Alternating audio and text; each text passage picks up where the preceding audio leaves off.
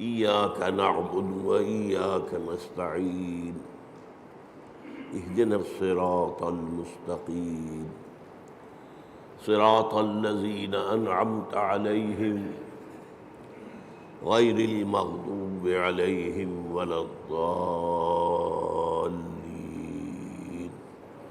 آمين رب اشرح لي صدري ويسر لي أمري واحلل عقدة من لساني يفقهوا قولي اللهم ربنا ألهمنا رشدنا وأعذنا من شرور أنفسنا اللهم أرنا الحق حقا وارزقنا اتباعه وأرنا الباطل باطلا وارزقنا اجتنابه آمین یا رب العالمین۔ پچھلے جمعے میں ہم نے آیت بسم اللہ پر گفتگو کی تھی اور صرف اس تمہید کے ساتھ کہ یہ آیہ مبارکہ قرآن مجید کی سورتوں کے درمیان تو صرف ایک دفعہ آئی ہے، وہ سورہ نمل میں ہے۔ حضرت سلیمان نے جو خط لکھا تھا ملکہ سبا کو، اس کا آغاز اس سے ہوا تھا انہ من سلیمان وانہ بسم اللہ الرحمن الرحیم۔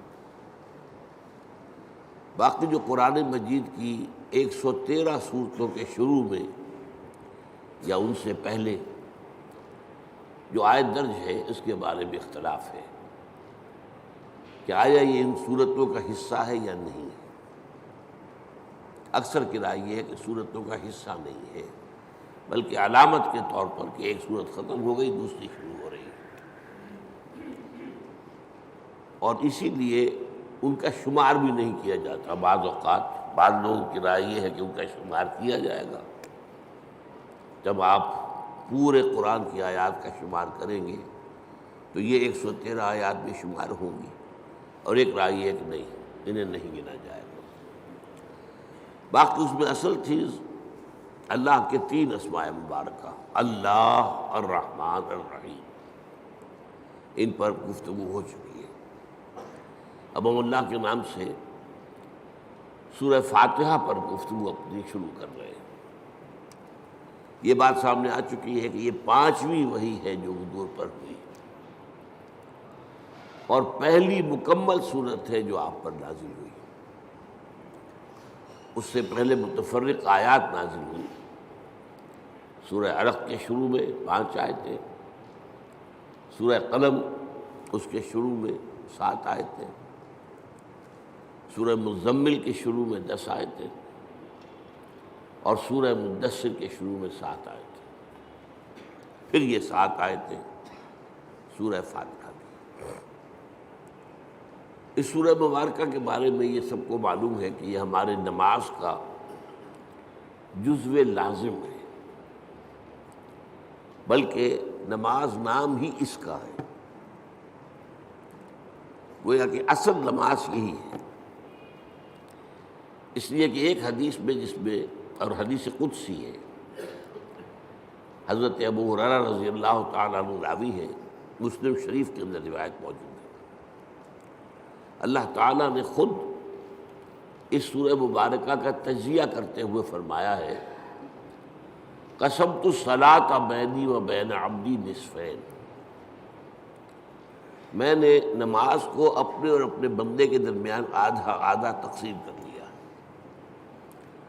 اور پھر شرح کی حضور نے صلی اللہ علیہ وسلم کہ 3.5 آیتوں میں اللہ کی حمد و ثنا ہے اور اللہ کی بندگی کا اقرار ہے، یہ تو اللہ کا حصہ ہو گیا۔ باقی 3.5 آیتوں میں اللہ سے استدعا ہے، دعا ہے، یہ گویا بندے کا حصہ ہوا۔ تو اس حوالے سے یہ چیز تو بالکل طے ہے کہ یہ 7 آیتوں پر مشتمل ہے۔ البتہ جو لوگ آیت بسم اللہ کو بھی شمار کرتے ہیں پھر یا تو وہ 8 بن جائیں گی، لیکن ساتھ رکھنے کے لیے پھر وہ آخری 2 آیتوں کو ایک کرتے ہیں، صراط الذین انعمت علیہم غیر المغضوب علیہم ولا الضالین، اس کو ایک آیت مانتے ہیں۔ اس لیے آپ نے دیکھا ہوگا قرآن مجید میں وہاں پھر وہ آیت کا گول نشان نہیں ہے بلکہ وہ 5 کا حصہ لکھا ہوا ہے، یعنی گویا کہ یہاں کچھ اختلاف ہے۔ آج ہمیں اس کی پہلی آیت کے بارے میں بات کرنی ہے۔ الحمدللہ رب العالمین۔ سب سے پہلے ہمیں سمجھنا حمد کسے کہتے ہیں۔ حمد کا ترجمہ عام طور پر کیا جاتا تعریف، کل تعریف ہے اللہ کے لیے، یا تمام تعریف اللہ کے لیے، لیکن یہ ترجمہ اس اعتبار سے غلط ہے کہ تعریف کا لفظ بھی عربی کا ہے اور اس کے خاص معنی ہے۔ تعریف کے معنی ہوتا ہے کسی چیز کی پہچان کروانا، معرفت کروانا۔ ہم کسی سے کہتے ہیں آپ کی تعریف کیا ہے، کیا مطلب ہے؟ آپ اپنا نام بتائیے، یہ نام آپ کی پہچان ہے۔ آپ کی تعریف کیا ہے؟ اس کا مطلب یہ نہیں ہوتا کہ آپ اپنی حمد بیان کریں، اپنی ثنا بیان کریں، اپنے فضائل بیان کریں، اپنے اعلیٰ مقامات بیان کریں، بلکہ تعریف کا مطلب ہے پہچان کروانا، پہچان کرنا بھی نہیں۔ پہچان کرنے کے لیے تعارف کا لفظ آئے گا، تفاعل۔ جیسے تعلیم کے معنی کسی کو علم دینا اور تعلم کے معنی خود علم حاصل کرنا۔ تو تعریف اصل میں مناسب ترجمہ نہیں ہے، لیکن کیا کریں، اور اردو میں مستعمل یہی ہو گیا۔ دوسرا لفظ اس کے لیے جو بہت صحیح ہے وہ ثنا ہے۔ کل ثنا اللہ کے لیے۔ ثنا کے معنی کیا ہے؟ یہ تثنیہ آپ کہتے ہیں 2، ثنا کے معنی لپیٹنے کے لیے۔ کسی میں جو ہم نے خوبی دیکھی وہی ہم نے اس کے سامنے بیان کی، گویا کہ اس کی خوبی کو اس کی طرف لوٹا رہے ہیں، یہ ثنا ہے۔ کل ثنا اللہ کے لیے ہے، تو جو بھی خوبیاں ہیں جس کی کہ اس اعتبار سے اس کی طرف اس کو لوٹایا جائے تو یہ ثنا ہو جائے۔ اب تیسری بات سمجھیے، تعریف اور ثنا بھی اس کا اصل مفہوم نہیں ہے۔ اس کا بنیادی مفہوم شکر ہے، کل شکر اللہ کے لیے۔ آپ دیکھیں گے کہ حضور سے بھی اور قرآن میں بھی جو مقام شکر کا آتا ہے وہاں پر لفظ حمد آتا ہے۔ آپ کو بھوک لگی ہوئی تھی، نہ قحط بھی تھی، کھانا کھایا، توانائی ایک جسم میں محسوس ہوئی، آپ نے کیا دعا پڑھی؟ الحمدللہ الذی اطعمنی وسقانی وجعلنی من المسلمین۔ اب یہ مقام شکر ہے۔ اسی طریقے سے آپ کو اگر اجابت ہو جائے صبح ٹھیک تو طبیعت جو ہے ہلکی ہو جاتی ہے، قبض ہو تو طبیعت بھاری رہتی ہے۔ لہذا اجابت سے فارغ ہو کر کیا دعا ہے؟ الحمدللہ الذی اذھب عنی الاذی وعافانی۔ اس اللہ کا شکر ہے جس نے مجھ سے اذیت بخش ہے کو دور کر دیا، اذیت، اور مجھے عافیت بخشی۔ یہ آپ نے حکماء کا قول سنا ہوگا کہ قبض جو ہے وہ 100 امراض کی بنیاد بن جاتا ہے۔ تو گویا کہ یہ جو فضلات ہیں ہمارے جسم سے ان کا نکل جانا، یہ ہمارے لیے ایک بڑی رحمت ہے، اس پر اللہ کا شکر ادا کیا جائے۔ تو جہاں کہیں بھی مقام آئے گا کہ شکر کا لفظ آئے، اب آپ کی آنکھ کھلی صبح، رات بھر کی کیفیت نیند کی جو تھی، آپ کا شعور آپ کے پاس نہیں تھا، اور ایک حدیث سے معلوم ہوتا ہے، قرآن مجید کی آیت سے بھی، کہ روح جو ہے وہ اللہ تعالیٰ نیند میں سلب کر لیتا ہے۔ جان رہتی ہے لیکن روح نکال لیتا ہے۔ اللہ یتوفی الانفس حین موتہا، لیکن یہ کہ موت میں بھی نفس آتا ہے، والذی لم تمت فی منامہا، اور جس کی موت کا وقت نہیں آتا اس کی نیند میں وہ اللہ تعالیٰ روح کو سلب کرتا ہے، پھر لوٹاتا ہے۔ تو اب اس کو گویا کہ حدیث میں کہا گیا کہ یوں سمجھیے کہ نصف موت تو ہو گئی نا، اور ہم کہیں گے کہ نیند جو ہے موت کی بہن ہے، اس کی دعا کیا سکھائی حضور نے؟ الحمدللہ الذی احیانی بعدما اماتنی والیہ النشور. اس اللہ کا شکر ہے جس نے مجھے از سر نو زندگی دی، اس کے بعد کہ مجھ پر موت طاری کر دی تھی. موت کی بہن تو مجھ پر طاری ہو گئی تھی، نیم مردہ تو میں ہو چکا تھا کہ میرا شعور جو ہے وہ نہیں تھا میرے ساتھ. وہاں بھی لفظ حمد ہے، الحمدللہ الذی احیانی بعدما اماتنی والیہ النشور. آپ سوچ رہے ہوں گے کہ ہمارے معمولات میں بدقسمتی سے یہ چیزیں شامل نہیں رہی. یہ ذکر کی بہت عمدہ شکل ہے، جسے کہتے ہیں کہ حضور نے قرآن میں آیا الذین یذکرون اللہ قیاما وقعودا وعلی جنوبہم. وہ لوگ جو اللہ کو یاد کرتے ہیں کھڑے ہوئے، بیٹھے ہوئے، لیٹے ہوئے، ہر حال میں. تو کیا مطلب کوئی اور کام نہیں کرتے؟ نہیں، کام کے ساتھ دعا ہے. آپ کی آنکھ کھلی، الحمدللہ الذی احیانی بعدما اماتنی والیہ النشور. کھانا کھایا، الحمدللہ الذی اطعمنی وسقانی وجعلنی من المسلمین. اجابت ہوئی، الحمدللہ الذی اذھب عنی الاذی وعافانی.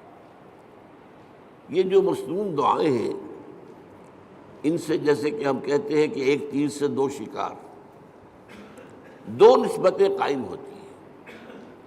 ایک اللہ سے نسبت قائم ہو گئی، ہم نے اس کا حمد کی، ہم نے اس کا شکر ادا کیا، تعلق قائم ہوا. ایک رسول کے ساتھ نسبت ہو گئی کہ مسنون دعا ہے. ہم اس شکر کے ادا کرنے میں اپنے الفاظ نہیں استعمال کر رہے، بلکہ وہ کر رہے ہیں کہ جو نبی اکرم صلی اللہ علیہ وسلم کرتے ہیں. تو دونوں نسبتیں اللہ کا ذکر، اس میں وقت تو کوئی نہیں لگا. بہرحال شکر جو ہے در حقیقت وہ اس حمد کا نیوکلیس ہے. البتہ شکر، اور عام معنی میں اب لفظ استعمال کر رہا ہوں میں تعریف، اس میں جو ایک باریک سا فرق ہے وہ کیا ہے؟ شکر کیا جاتا ہے اس چیز پر جس کا آپ کو فائدہ ہوا ہو، جس سے آپ کو کچھ حاصل ہوا ہو، جس سے آپ کی کوئی ضرورت پوری ہوئی ہو، جس سے آپ کی کوئی تکلیف رفع ہوئی ہو، جس سے آپ کی کوئی حاجت پوری ہوئی ہو. شکر اس پر ہو. اور تعریف کوئی حسن ہے، کمال ہے، خوبی ہے، چاہے آپ کو تو کوئی فائدہ نہیں ہوا.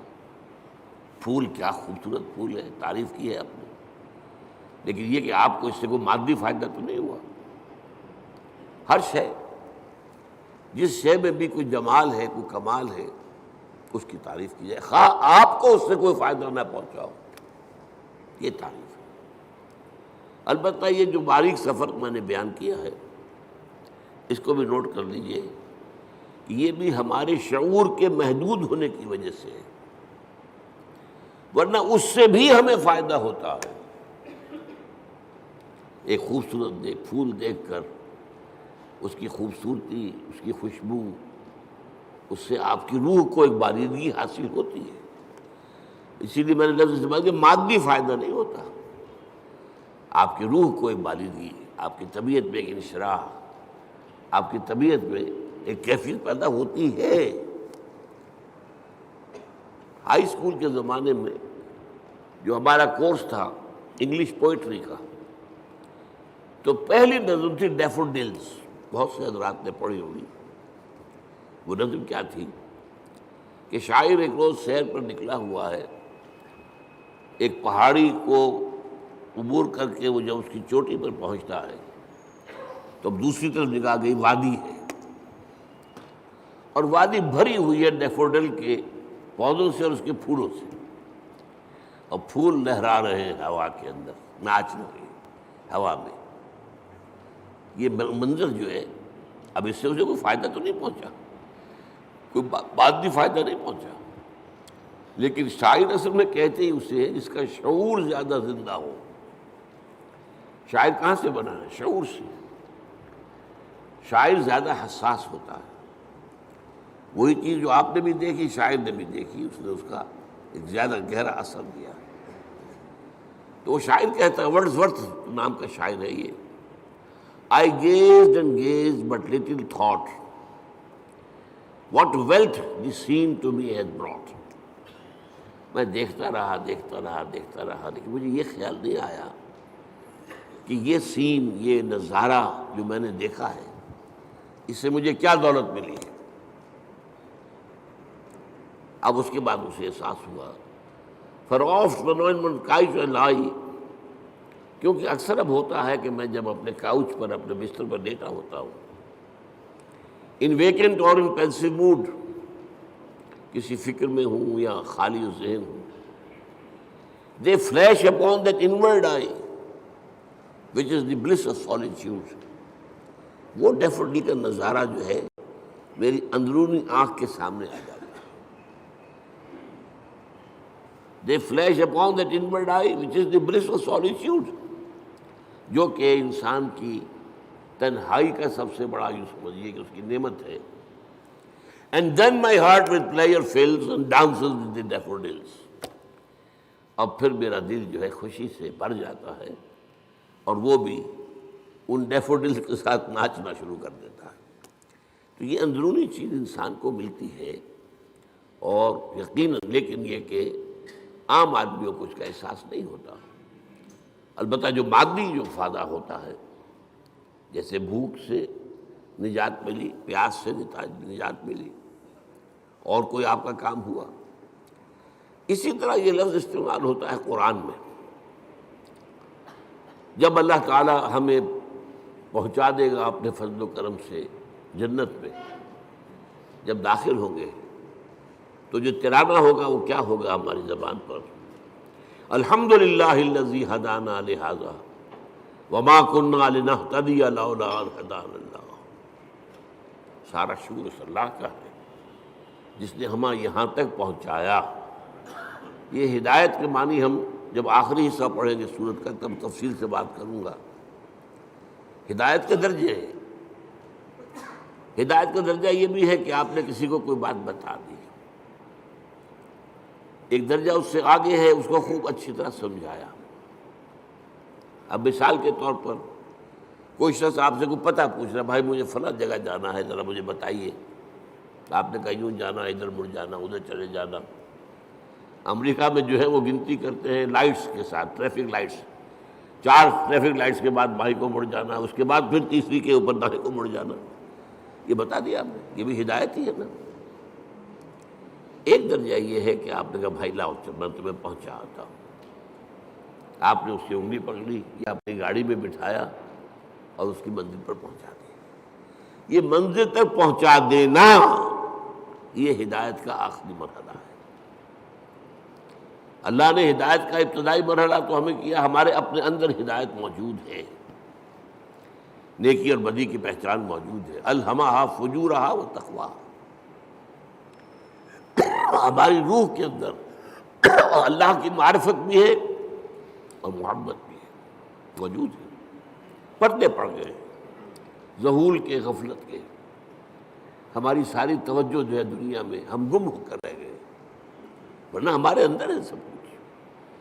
قرآن کہتا ہے فطرت اللہ التی فطر الناس علیہا، یہ انسان کو جو بنایا اللہ نے، یہ فطرت اللہ پر بنایا، فطرت اللہ التی فطر الناس علیہا ہے۔ ہمارے اندر معرفت بھی ہے، محبت بھی ہے، محبت بھی خوابیدہ ہے، اور معرفت کے اوپر بھی ذہول کے پردے پڑے ہوئے۔ اسی لیے قرآن اپنے آپ کو کیا کہتا ہے؟ تذکرہ، کلا انہا تذکرہ، یاد دہانی ہے۔ فذکر بالقرآن من یخاف وعید، آپ تذکیر کیجیے، یاد دہانی کرائیے۔ یہ تعلیم نہیں ہے، تعلیم تو اس چیز کی ہوتی ہے جو پہلے انسان کو معلوم نہ ہو۔ تذکیر وہ ہے جو آپ کو یاد تھی، معلوم تھی، بھول گئے آپ، لیکن آپ کے علم میں تھی، بھول گئے۔ تذکیر، یاد دہانی، بھئی فلاں وقت ہوا تھا نا معاملہ، تمہیں یاد نہیں رہا، یہ آپ تذکیر کر رہے ہیں۔ کوئی ادھر ادھر کی بات کر کے آپ بتائیں گے یاد آ جا، ہاں مجھے یاد آ گیا، یہ تذکیر۔ تو قرآن تذکیر کے لیے آیا ہے، تذکرہ ہے، ذکرہ بھی کہا گیا۔ وَلَقَدْ يَسَّرْنَا الْقُرْآنَ لِلذِّكْرِ فَهَلْ مِن مُدَّكِرٍ، اس یاد دہانی کے، ورنہ تمہارے اندر موجود ہے۔ اللہ کی معرفت ہے، اللہ کی محبت ہے، نیکی اور بدی کا شعور ہے، یہ دے کر دنیا میں بھیجا ہے تمہیں۔ اور اس کے بعد یہ ہے کہ اس سے اگلی ہدایت اللہ نے اپنی کتابیں نازل کر دی، اللہ نے اپنے نبی بھیج دیے، اپنے رسول بھیج دیے۔ پھر اس سے اگلی ہدایت کیا ہے؟ تم ارادہ کرو خیر کا، اللہ توفیق دے گا اور انگلی پکڑ کر تمہیں پہنچائے گا۔ یہ ہے ہدایت کی وہ آخری منزل کہ جب وہ داخلہ ہوگا تو اہل جنت کی زبان پر یہ حمد کا ترانہ ہوگا، الحمدللہ الذی ہدانا لہذا وما کنا لنہتدی لولا ان ہدانا اللہ۔ اس میں یہ ہے کہ وہاں پہنچا دینا، لیکن اس دعا کو آپ یاد کر لیجئے، کبھی کوئی نئی بات آپ کے علم میں آ گئی تب بھی آیت پڑھیے، یہ اللہ نے مجھے علم دیا ہے، ہم اس قابل نہیں تھے کہ علم خود حاصل کر دیتے۔ وہ اس آیت کا ترجمہ کیا ہے؟ کل حمد کل شکر اس اللہ کا ہے جس نے ہمیں یہاں پہنچایا جنت تک، ہم پہنچنے والے نہیں تھے، ہم اپنے بل پر اپنی سمجھ سے اپنی کوشش سے پہنچنے والے نہیں تھے۔ وما کنا لنہتدی لولا ان ہدانا اللہ۔ اسی طرح آپ کو کسی مجلس میں کوئی آپ کو محسوس ہو کہ آپ کے دل کو کوئی روشنی ملی ہے، کوئی آپ کو ہدایت کا کوئی نقطہ ہاتھ آیا ہے، کوئی ہدایت کی طرف آپ کی کوئی توجہ ہوئی ہے، یہ دعا مانگیے، الحمدللہ الذی ہدانا لہذا وما کنا لنہتدی لولا ان ہدانا اللہ۔ چاہے وہ کسی کے ذریعے سے آیا ہو، لیکن الٹیمیٹ سورس تو اللہ ہے نا۔ خود اس کو کس نے بتایا تھا؟ اللہ نے بتایا تھا۔ ہمیں جس نے سکھایا ہے اسے کس نے سکھایا تھا؟ اللہ نے سکھایا تھا۔ اسی طرح الحمدللہ الذی صدقنا وعدہ واورثنا الارض نتبوأ من الجنۃ حیث نشاء۔ ایک جگہ یہ ترانہ آیا ہے، جنت والے ترانہ جو ہے کل حمد کل شکر اس اللہ کا ہے جس نے ہم سے اپنا وعدہ سچا کر دکھایا۔ اس نے ہم سے کہا تھا کہ تم میرے راستے پہ چلو گے میں تمہیں جنت دوں گا، آج ہمیں اللہ نے وہاں پہنچا دیا۔ صدقنا وعدہ، اس نے اپنا وعدہ ہمارے ساتھ سچ کر دکھایا اور ہمیں بنا دیا وارث، اس جنت کی زمین کا وارث بنا دیا۔ ہم جہاں چاہیں ڈیرا لگائیں، کھلی چھوٹ ہے ہمیں۔ الحمدللہ الذی صدقنا واورثنا الارض، زمین کا ہمیں وارث بنا دیا۔ اس سے بعض حضرات چاہیے کہ جنت کی ابتدائی منزل اسی زمین پر ہوگی، زمین کا وارث بنا دیا گیا۔ واورثنا الارض، بعض نے کہا نہیں، ارض سے مراد ارض جنت ہے، جنت کی زمین کا ہمیں وارث بنایا۔ لیکن میری ذاتی رائے بھی یہی ہے، اصل میں حساب کتاب یہی ہوا، میدان حشر اسی زمین میں ہوگا، اس لیے کہ قصہ زمین برسر زمین، آپ نے نیکی یہی کمائی ہے، بدی بھی یہی کمائی ہے، اس کی سزا بھی یہی ہوگی اور اس کی جزا بھی شروع یہاں ہوگی، لیکن شروع ہوگی، جزا کے مرحلے ہیں، پھر اس کے بعد جنت، آسمانی جنتوں کی طرف عروج ہوگا۔ لیکن وہ جو میں نے کئی دفعہ آپ کو بتایا ہے، قرآن مجید میں ایک نزل کا لفظ آتا ہے، نزل، اور ایک عربی میں ضیافت کا لفظ، ان دونوں میں فرق کیا ہے؟ نزیل کہتے ہیں کسی مہمان کو جب کہ وہ فوراً آیا آپ کے ہاں، نظرا، اترا، کوئی اونٹ سے اترا آپ کے دروازے پر، نزیل ہے، گھوڑے سے اترا آپ کے دروازے پر، نزیل ہے، کسی خچر پر تھا، گدھے پر تھا، اترا، نزیل ہے۔ آج آپ کار سے اترتے ہیں، نزیل ہے، نظرہ تو ہے۔ آتے ہی آپ کیا کرتے ہیں؟ موسم کے لحاظ سے کوئی ٹھنڈا یا گرم، فوری طور پر ٹھنڈا یا گرم جو ہے اس کی تبادل کی جائے گی، پھر ضیافت ہوگی، پھر اہتمام ہوگا، پھر جو ہے آپ اہتمام کے ساتھ کھانا تیار کریں گے، اس کو ضیافت ہے۔ یہ جو قرآن مجید میں یہ نقطہ جو ہے بعض لوگوں کو بہت پریشان کرتا ہے، ذرا لطیف مزاج رکھنے والے لوگوں کو، کہ کیا جنت کے اندر اللہ تعالیٰ حوریں ہوں گی، غلمان ہوں گے، شہد ہوگا، دودھ ہوگا، پھل ہوں گے، یہ مادی چیزیں جو ہیں ان کی کیا قدر و قیمت ہے؟ کیا یہی کچھ ملنا ہے؟ اس کا جواب یہی ہے، یہ نزل ہے، ابتدائی جو ہے مہمان نوازی اس سے ہوگی۔ اور کیوں ہونی ہے؟ ایک بندہ مومن اپنے راستے پر اگر وہ چلتا ہے ایمان اور اسلام پر، تو اس دنیا میں نعمتوں میں سے اکثر آلات میں محروم رہتا ہے۔ حلال کے ذریعے سے کہاں آپ پھل لائیں گے، کہاں اپنے بچوں کو پھل کھلائیں گے؟ آپ کو تنگی ترشی کے ساتھ جو ہے آپ نے اپنے نفس کے اوپر بھی قابو رکھا ہے، آپ نے کوئی جنسی جو ہے بے راہ اختیار نہیں کی ہے۔ یہ جن خواہشات کو جو اللہ نے ہمارے اندر رکھی ہوئی ہیں ان کو کنٹرول کیا، روکا ہے۔ نہى النفس عن الہوى، خواہشات سے اپنے نفس کو روک کے رکھا۔ تو میں کہتا ہوں اس کا منطقی جگہ یہی ہونی چاہیے کہ ان خواہشات کی بھرپور تسکین کا سامان کر دیا جائے جن سے تم نے ہمارے راستے پر چلنے کی وجہ سے اپنے آپ کو محروم رکھا۔ لیکن یہ نزل ہوگا، آخری جنت کے جو نعمتیں ہیں جو اور آگے درجے کھلیں گے، پھر چڑھنا ہوگا، صعود ہوگا۔ اس صعود کے بارے میں تو فرمایا ما لا عین رأت ولا اذن سمعت وما خطر علی قلب بشر۔ وہ جو اوپر کی جنتیں ہیں ان کی نعمتوں کے بارے میں حضور کے الفاظ ہیں، وہ تو وہ ہیں جو نہ کسی آنکھ نے دیکھی، نہ کسی کان نے سنی، نہ کسی کے دل میں ان کا احساس اور ادراک وارد ہوا۔ وہ یہاں بیٹھ کر تو ہم اندازہ کر ہی نہیں سکتے۔ یہ تو ہم اندازہ کر سکتے ہیں نا کہ وہاں انگور ہیں، وہاں کھجوریں ہیں، وہاں جو بھی ہیں پھل ہیں، رمان ہیں، انار ہیں، وہاں دودھ ہے، وہاں شہد ہے، وہاں ہر چیز موجود ہے، یہ تو ٹھیک ہے۔ اگرچہ ان کے ذائقے جو ہوں گے وہ یہاں کے ذائقے کے مقابلے میں، چنانچہ تیسرے جو رکوع ہے سورہ بقرہ اس میں کہا گیا اتوبہ متشابہہ، وہ ملتی جلتی چیزیں ہوں گی۔ یہ بھی انار ہے، یہ انار، لیکن جنت کا وہ انار کچھ اور ہی ہوگا، یعنی اس کا ذائقہ آپ کے اس وقت تصور نہیں کر سکتے۔ اس انگور کا ذائقہ کچھ اور ہی ہوگا۔ آپ شہد جو ہے دنیا کا کتنا کھا لیں گے، تھوڑا سا دے گا دل بھر جائے گا، وہ شہد ایسا نہیں ہوگا۔ جیسے وہاں کی آگ ایسی نہیں کہ ایک دفعہ جلا دے تو بس جل گیا جسم، نہیں، پھر کھال دے دی جائے گی، پھر جو ہے دوبارہ اس کے اندر حس پیدا کر دی جائے گی۔ اس لیے کہ حس جو ہے وہ سینسٹیونیس جو ہے وہ تو اسی میں کھال میں ہے۔ کھال جلنے کے بعد آپ کا گوشت جل رہا ہوگا تو آپ پتہ بھی نہیں چلے گا کیا ہو رہا ہے، اس لیے کہ اس میں سینسیشن ہے ہی نہیں۔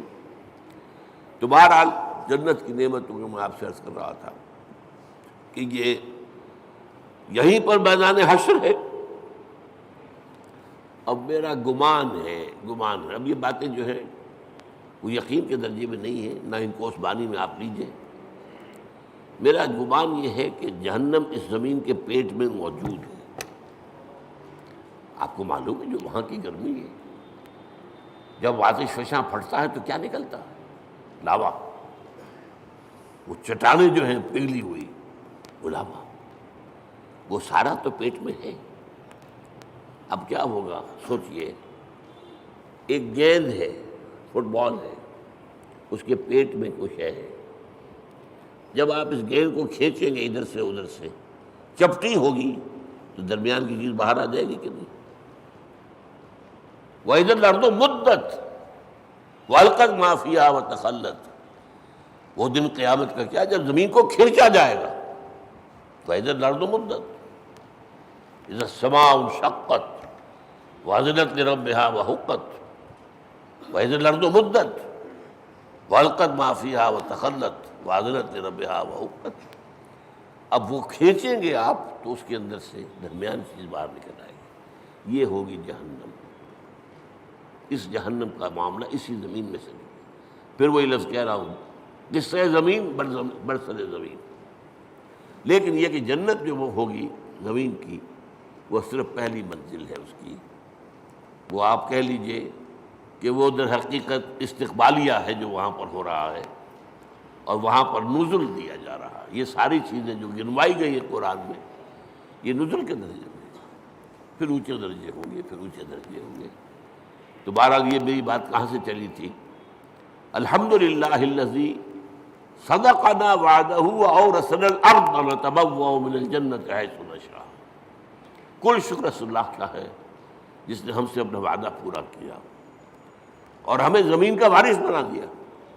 یہ زمین جو تھا کہ میں نے کہا اکثر کے نزدیک تو جنت ہے، جنت کی زمین جس کا وارث ہم بنے، لیکن بعض کا خیال، میری رائے بھی یہی ہے، وہ یہی زمین ہے، اس لیے کہ آپ کو معلوم ہے سورہ فجر میں کیا فرمایا؟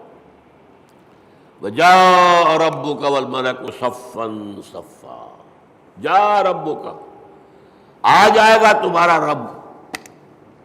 اللہ تو نزول فرمائے گا، میدان حشر میں آئے گا، یہی مقدمہ ہوگا، یہی عدالت لگے گی۔ جاء ربک والملک صفًا صفًا، تمہارا رب بھی آ جائے گا اور پھر فرشتے ہوں گے صفیں باندھے ہوئے، قطار اندر قطار، یہ نزول ہوگا۔ وَيَحْمِلُ عَرْشَ رَبِّكَ فَوْقَهُمْ يَوْمَئِذٍ ثَمَانِيَةٌ۔ وہ جب اللہ تعالیٰ اپنے اس عرش سے اتر کے اس زمین تک آئے گا، اب وہ کیا کیفیت ہوگی، آپ اس کے لیے کچھ نقشہ ذہن میں، کوئی مادی کوئی وجود اللہ کا نہ سمجھیے، لیکن کوئی کیفیت ہے جس کا نام، جس کو ان الفاظ سے تعبیر کیا گیا ہے۔ اب الفاظ ہے تو کسی درجے میں مناسبت ہوگی، وہ حقیقت تو اس وقت کھلے گی، جیسا کہ میں نے کہا جنت کی نعمت ہوگی، حقیقت اس وقت کھلے گی۔ ما لا عین رأت ولا اذن سمعت وما خطر علی قلب بشر۔ اور قرآن میں جو آتا ہے لہم ما یشاؤون فیہا ولدینا مزید، اہل جنت کے لیے وہ تو سب کچھ ہوگا ہی جو وہ چاہیں گے، ہمارے پاس اور بھی بہت کچھ ہے جس کا تصور ہی نہیں ہوگا۔ میں نے اس کا ایک واقعہ یاد آ گیا مجھے، اب کئی دفعہ بیان کیا میں نے۔ میرے ایک دوست ہیں ڈاکٹر یقین صاحب جو باہر امراض چشم ہیں، انہوں نے مجھے سنایا، وہ جا رہے تھے لندن، اب ان کے بچے جو ہے کوئی کہا تھا میرے لیے یہ لائیے، میرے لیے یہ لائیے، میرے لیے یہ لائیے۔ ایک چھوٹی سی بچی تھی، انہوں نے کہا ابا میرے لیے پینسل لے کے آئیے۔ اب وہ لندن سے پینسل منگوا رہی ہے، اس کا ذہن اس سے آگے ہے ہی نہیں، وہ لڑتی ہوئی اپنے بڑے بہن بھائیوں سے، وہ اس کو چھینتی ہوگی، مجھے دو میں کچھ لکھوں یا لکیریں کھینچوں کہیں، اور وہ بڑے بہن بھائی اس کو چھینتے ہوں گے اس سے، تو اس کے لیے تو بہت بڑی نعمت تھی پینسل، تو ابا میرے لیے پینسل لے کے آئیں گے۔ تو ہم کہاں تک تصور کریں گے؟ ہمارا ذہن بہت چھوٹا ہے۔ لہم ما یشاؤون فیہا، وہاں وہ تو سب کچھ ہے ہی ہے جس کا کہ ان کے اندر تمنا ہے، آرزو ہے، خواہش ہے، جس کی سمجھ ہے، جس کا ادراک ہے، جس کا شعور ہے۔ وَلَدَيْنَا مَزِيدٌ، ہمارے پاس اور بہت کچھ ہے۔ اور یہاں وہ جوڑ لیجئے ما لا عین رأت ولا اذن سمعت وما خطر علی قلب بشر۔ تو یہ اصل میں حمد ہے، شکر۔ الحمدللہ، یہاں الف لام جو لگ گیا ہے، اور اسے اصل میں کہا جاتا ہے لام، صرف الف لام نہیں کہتے، لام، لام تعریف۔ الف جو ہے یہ حمزۃ الوصل کہلاتا ہے، کیونکہ کوئی لفظ جو ہے وہ ساکن لفظ سے شروع نہیں ہو سکتا۔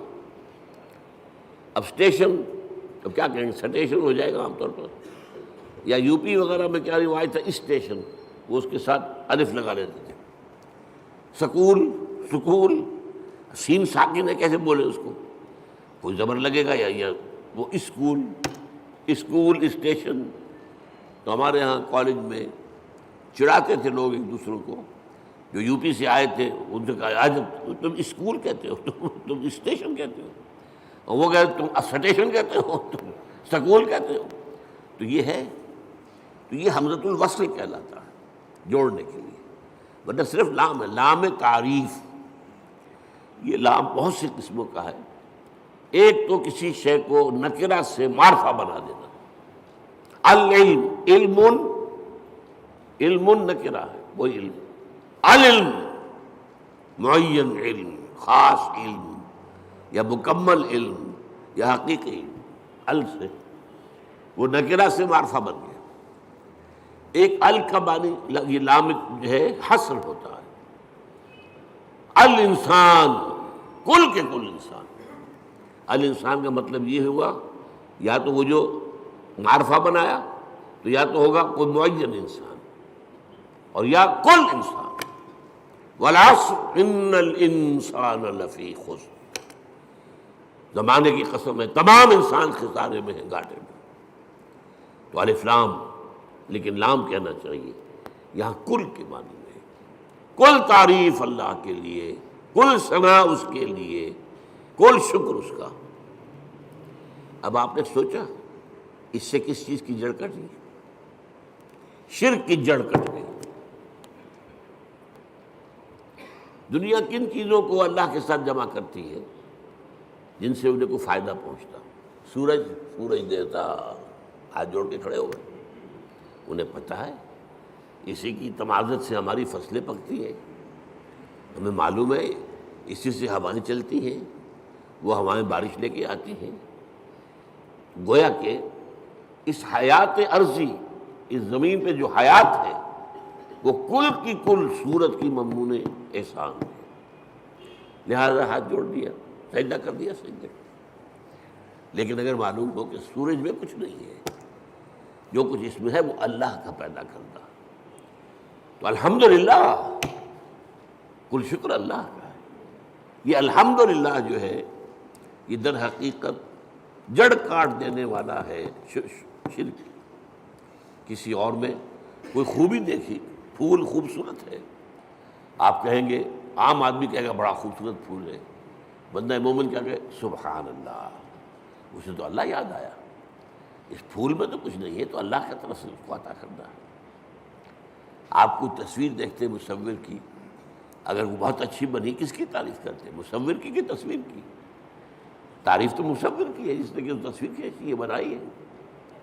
تو در حقیقت الحمدللہ، اور یہ جان لیجئے یہی شکر جو ہے یہی عبادت کی شکل اختیار کرتا ہے۔ کیوں؟ اس لیے کہ ایک اصول ہے فطرت انسانی کے اندر مضمر ہے، هل جزاء الاحسان الا الاحسان، یہ سورہ رحمان کی آیت ہے، بھلائی کا بدلہ بھلا ہی ہوگا نا۔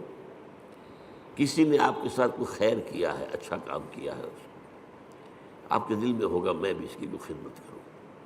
اگر انسانیت آپ میں ہے تو اس شکر کا بدلہ، جیسے کہ ہمیں معلوم ہے کہ حضور ہدیہ قبول کرتے تھے لیکن ہدیہ دیتے بھی تھے، چنانچہ جو بھی کوئی آپ کے ساتھ بھلائی کرے آپ اس کے ساتھ بھلائی کریں۔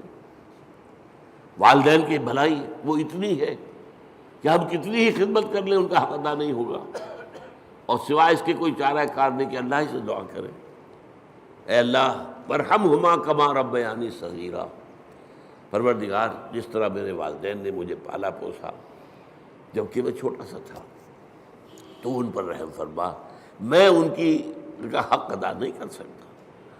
بس البتہ یہ کہ انسان مقدور بر تو کرتا ہے، سلیم الفطرت انسان ہو، فطرت کج نہ ہو گئی ہو، پرورٹڈ نہ ہو، تو والدین کی خدمت، بوڑھے والدین کو۔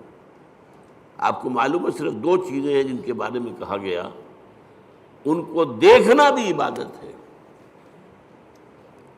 محبت اور تعظیم کی نگاہ سے کعبے کو دیکھنا عبادت ہے، چاہے آپ طواف نہیں کر رہے، چاہے آپ کوئی نماز نہیں پڑھ رہے، کعبے کے سامنے بیٹھ کر محبت اور تعظیم کے ساتھ اس کو دیکھنا عبادت ہے۔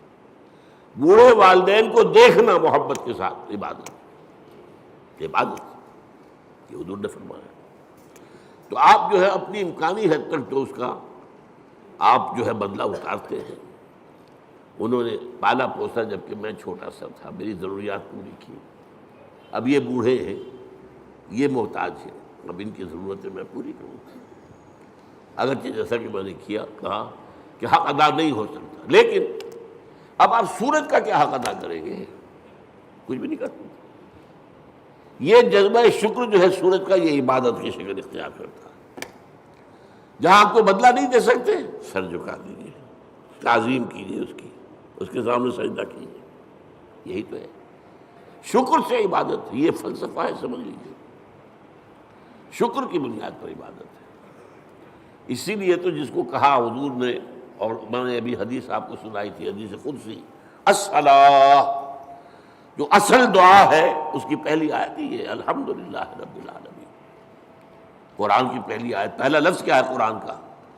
اگر آیت بسم اللہ اس میں شمار نہ کی جائے، جیسا کہ میں نے کہا کہ غالب رائے یہی ہے کہ وہ اس کا حصہ نہیں ہے، تو پہلا لفظ قرآن کا کیا؟ الحمد۔ اور آپ کو معلوم ہے یہ لفظ کتنا پیارا ہے اللہ کو۔ حضور کے نام سارے کے سارے اسی مادے سے ہیں۔ محمد حمد سے ہے، احمد حمد سے ہے، محمود حامد حمد سے ہے۔ اور اس امت کا نام پتہ ہے کیا ہے؟ حمادون، اللہ کی بہت حمد کرنے والے۔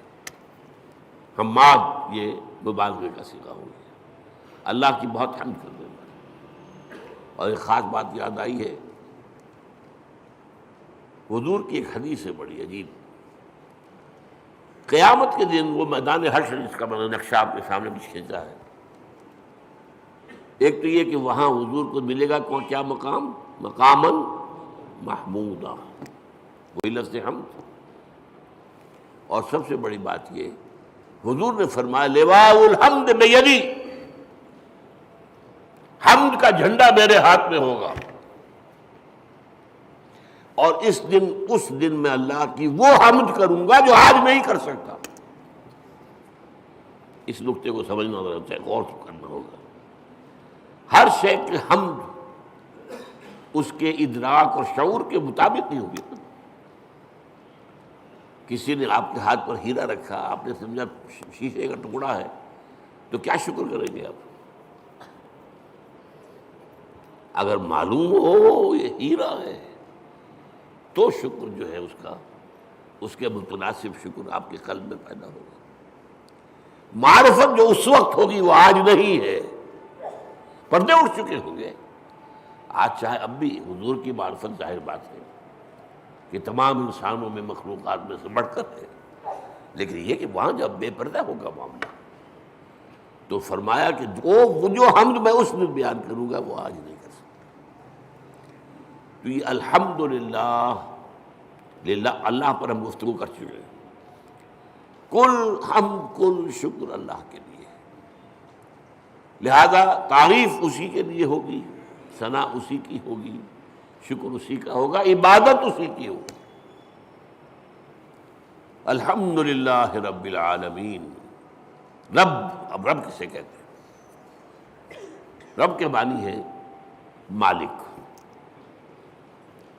اور کسی چیز کو پروان چڑھانے والا، اس کا خاص تعلق ہے۔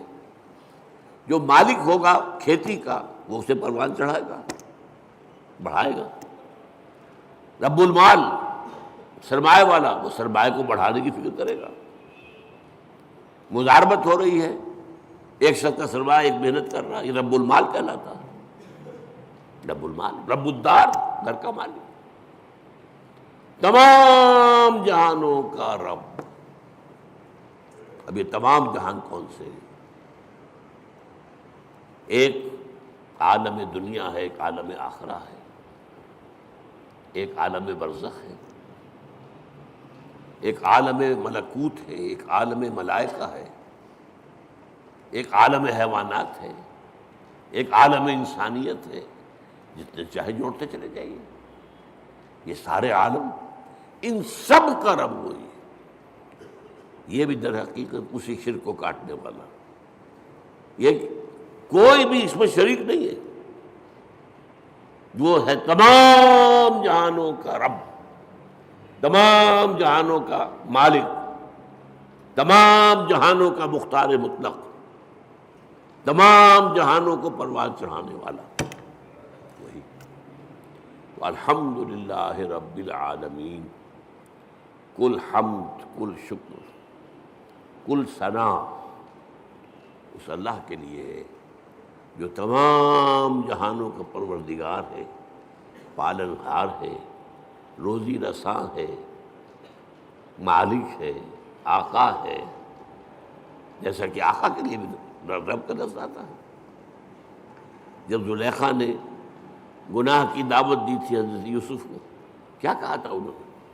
انہ ربی احسن مثوایا، یہ تمہارا شوہر جو ہے عزیز مصر وہ میرا آقا ہے، ظاہر بات ہے خریدا تھا اس نے، اور اس نے مجھے بہترین طریقے پر رکھا ہے، میرے ساتھ اس نے سلوک کیا ہے، اب میں اس کے ساتھ خیانت کروں تو مجھے کس چیز کی دعوت دے رہی ہے؟ تو رب۔ تو اسی طریقے سے حضرت یوسف کے پاس جب ایلچی پہنچا تھا جیل میں، تو کہا گیا جہاں اپنے رب کے پاس، میں نہیں جاؤں گا اس کے پاس جب تک کہ وہ معاملہ طے نہ ہو جائے جو مجھے بدنام کیا گیا تھا اور بدنام کر کے جیل میں پہنچایا گیا تھا۔ واقعی میں داغدار تھا یا نہیں؟ تو ارجع الی ربک، لوٹ جاؤ اپنے رب، بادشاہ کو رب کہا گیا۔ تو رب جو ہے مالک کسی شے کا، رب البیت، رب المال، تو تمام جہانوں کا مالک اور آقا، تمام جہانوں کا پروردگار و پالنہار اللہ ہے۔ بس آج اسی ایک آیت پر گفتگو ہوئی ہے، اگلی آیت تو ہم پڑھ چکے ہیں الرحمن الرحیم، تو اس سے اگلی آیت تیسری جو ہے اس پر انشاءاللہ اگلے جمعے میں، میری طبیعت تو خیر اچھی نہیں چل رہی ہے، میں وعدہ کیے ہوئے ہوں ایک جگہ پر مجھے جمعہ پڑھانا ہے، حویلی لکھا، وہاں ہمارے ایک ساتھی نے مسجد بنائی ہے، تعمیر کی ہے، وہ چاہتے ہیں کہ وہاں جمعہ پہلا میں پڑھاؤں، میں نے وعدہ کر لیا تھا، تو اگر جیسا اس وقت ہوں ایسا بھی ہوا تو انشاءاللہ جاؤں گا، تو پھر شاید اگلے جمعے میں آپ سے یہاں ملاقات نہ ہو، تو اس سے اگلے جمعے میں اب مالک یوم الدین پر گفتگو ہوگی۔ اقول قولی ھذا واستغفر اللہ لی ولکم ولسائر المسلمین والمسلمات۔